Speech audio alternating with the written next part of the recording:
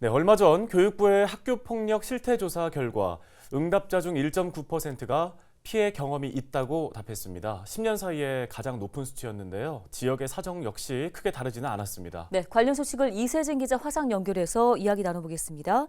이 기자, 먼저 인천 지역의 학교폭력 실태 결과부터 좀 살펴볼까요? 네, 인천 초중고학생 100명 중 1명 이상은 학교폭력 피해를 경험한 것으로 나타났습니다.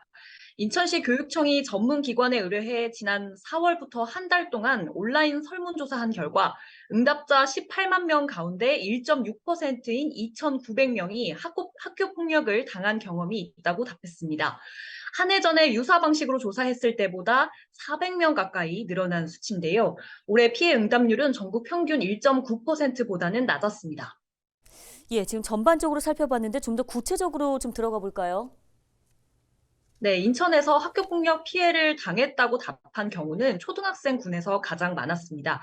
3.2%가 그렇다고 답했고요. 그 뒤로는 중학생과 고등학생 순으로 응답률이 높았습니다. 피해 유형으로 보면 언어폭력이 37%로 가장 많았습니다. 또 신체폭력과 집단 따돌림도 각각 18%와 14%로 둘을 합치면 전체 3분의 1을 차지했습니다.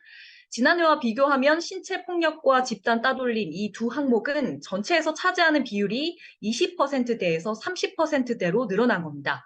학교 폭력을 당한 장소로는 교실 안이 가장 많았고 복도와 계단, 운동장과 체육관, 강당처럼 학교 안을 지목한 경우가 대부분이었습니다. 네, 학교폭력 장소로 학교 안이 지목된 경우가 대부분이었다고 하니까 이 학교 자체가 보호의 울타리가 되지 못하고 있다는 뜻일 것 같은데요.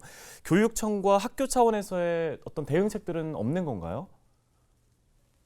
인천시 교육청은 우선 이번 실태조사 결과를 분석해 내년 학교폭력 예방 정책에 반영을 하겠다는 입장을 냈습니다. 그러면서 몇 가지 대응책을 밝히기도 했는데요. 가장 먼저 그동안 시범 운영을 해왔던 인천형 학교폭력 제로센터가 있습니다. 내년부터는 본격적으로 운영을 할 계획인데요. 학교폭력 제로센터는 학교폭력 사안을 처리하고 전담관을 통해 피해 학생과 가해 학생의 갈등을 조정하는 역할을 맡습니다. 여기에 학교폭력 예방 교육이나 피해 재발 방지를 위한 노력들도 함께 하게 됩니다. 교사들의 업무였던 학폭 조사 업무를 전담관에게 맡겨 체계적으로 해결을 하겠다는 취지입니다. 교육청은 또 학교 폭력이 많이 발생하는 학교의 경우에는 갈등 조정 전문가도 따로 지원을 합니다. 이와 함께 캠페인이나 상담 같은 부수적인 업무들도 좀 더 강화하겠다는 계획입니다. 다만 교육청 차원의 굵직한 대책들은 예방보단 사후 대책에 초점을 둘 수밖에 없는 것이 현실이기 때문에 학교 폭력 근절에도 효과가 있을지는 아직까지는 미지수입니다. 네, 알겠습니다. 교육부는 학교폭력 피해 응답률이 높아진 것에 대해서 최근에 학교폭력과 관련된 드라마가 방영됐다는 점을 원인으로 분석을 하기도 했는데요. 사회적인 민감도가 높아져 있는 상황인 만큼 좀 실질적인 대책도 뒤따라야 하지 않을까 싶습니다.